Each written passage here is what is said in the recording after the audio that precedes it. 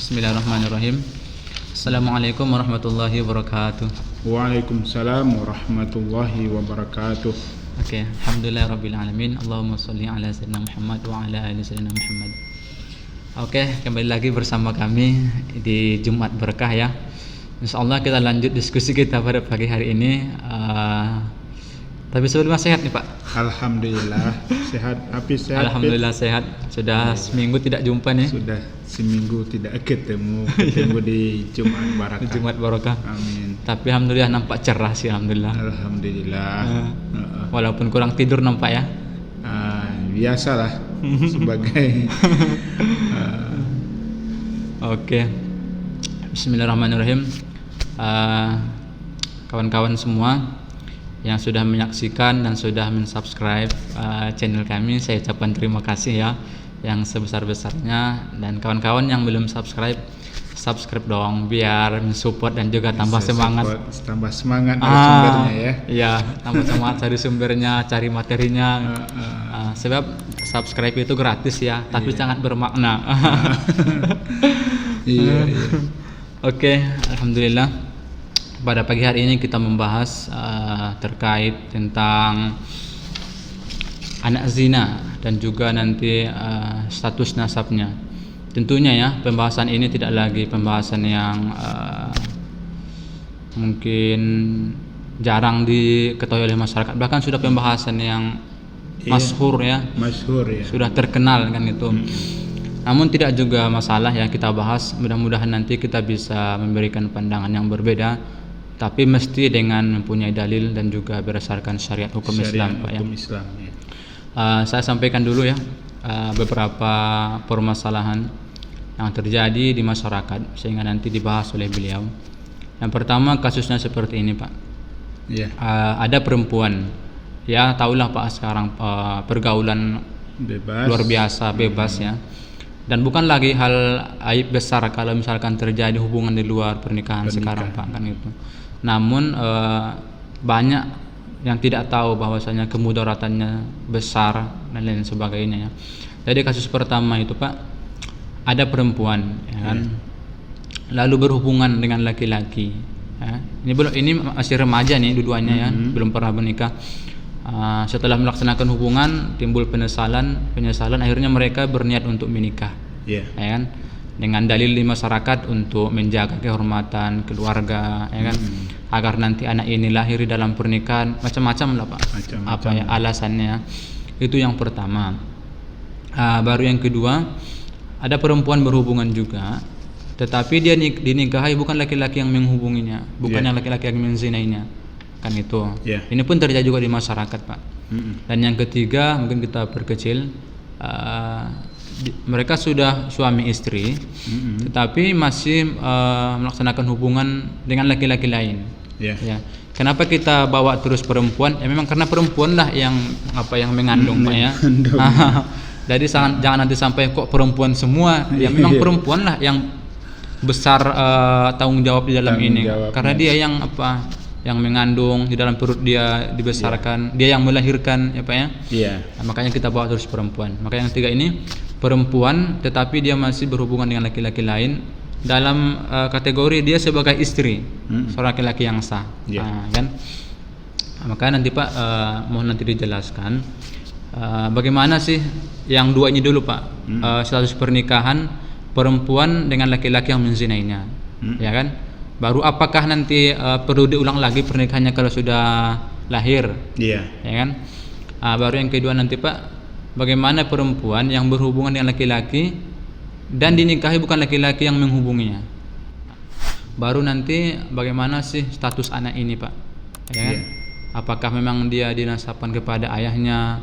Kalau iya, bagaimana penjelasannya, pandangan hukum Islamnya seperti apa gitu Pak ya. Baru nanti apakah dia sah dinikahkan oleh ayahnya, sampai nanti ke situ Pak. Sebab di masyarakat itu, jangankan di masyarakat Pak, di akademik aja, di kampus itu sering kami mengetahui bahwasanya memang setiap anak yang dibubuhi ataupun yang dihamili di luar pernikahan itu semua anak zina. Kalau anak zina maka konsekuensi hukumnya itu tidak mendapat nasab dari ayahnya, tidak mendapat warisan ya kan.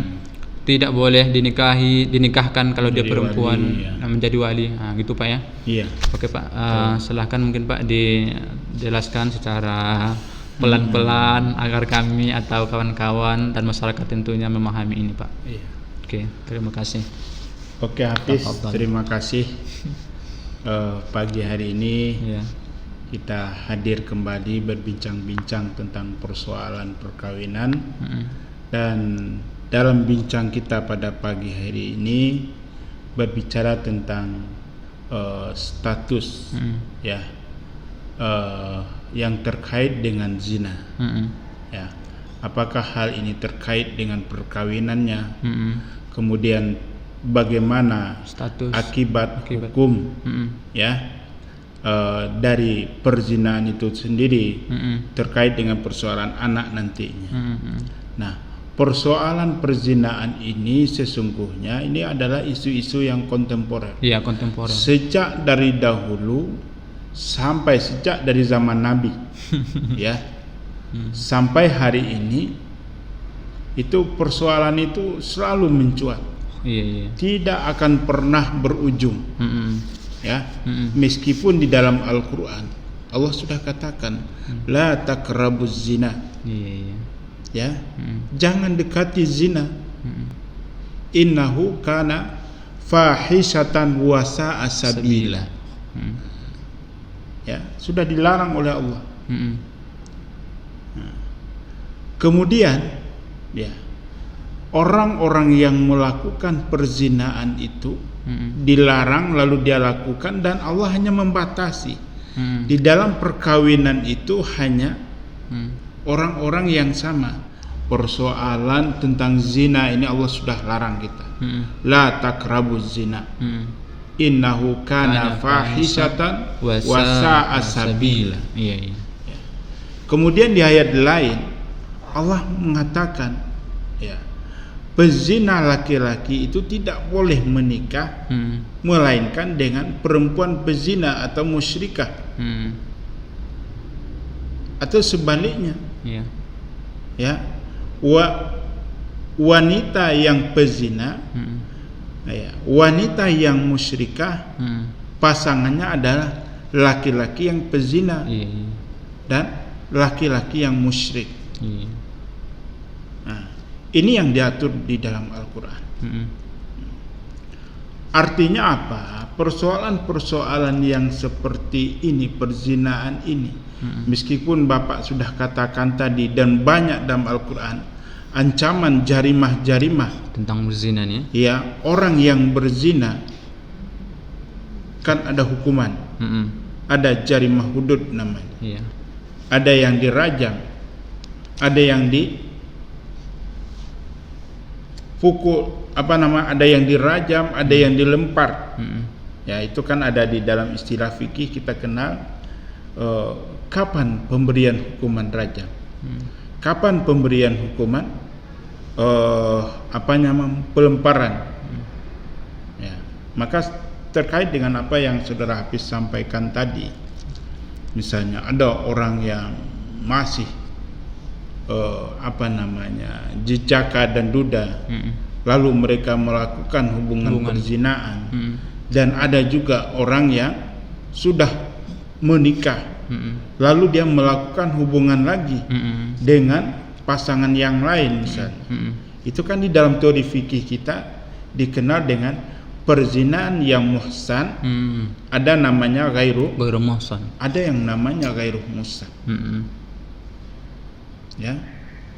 Lalu bagaimana? Ya.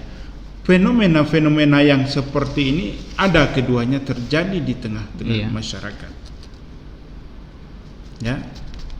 Lalu ketika mereka melakukan hubungan perzinahan, Bapak nggak mau mengatakan, walaupun nanti kita akan mengupas ya, ada yang mengatakan hubungan di luar nikah, ya, atau ada hubungan seks di luar nikah perkawinan. Itu kan banyak sekali istilahnya. Kalau di dalam fikih kita nggak ada mengenal, hanya satu bahasa adalah zina. Ya kan? Iya. Ketika seseorang perempuan atau laki-laki melakukan hubungan intim dengan pasangan yang lain, itu namanya zina. Nggak ada lagi bahasa lain.